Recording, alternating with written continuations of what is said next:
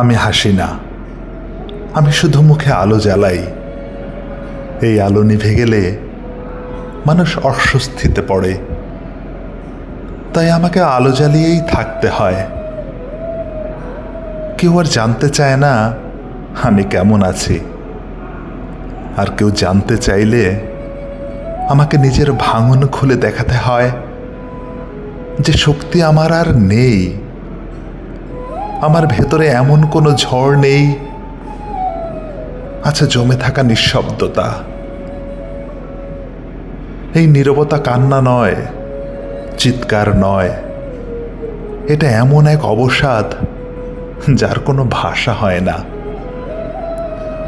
আমি একদিনের সুখের দিকে হেঁটেছিলাম, ভাবছিলাম মানুষের ভিড়েই বুঝি শান্তি থাকে, কিন্তু সেই ভিড় আমাকে শিখিয়েছে কিভাবে ঠিকঠাক থাকতে হয়, কিভাবে নিজের কষ্ট ঢেকে রাখতে হয়। কখনো শেখায়নি কিভাবে বেঁচে থাকতে হয়। দিনের পর দিন আমি নিজের মুখটাই পড়ে থাকি, অভিনয়ের মতো। আয়নায় তাকালে চেনে কেউ তাকিয়ে থাকে না। আমি বুঝে গেছি এই মুখটা আমার হলেও এই মানুষটা আমি নই। আমি আর কাঁদি না, কারণ কান্না শব্দ করে, আর আমি শব্দহীন হতে শিখে গেছি। আমি আর অভিযোগ রাখি না, কারণ বোঝার মানুষ কম, আর বোঝানোর ক্লান্তি বেশি। সবচেয়ে ভয়ঙ্কর সত্যটা কি জানো? আমি ভাঙছি না, ভাঙলে অন্তত কিছু টুকরো থাকতো।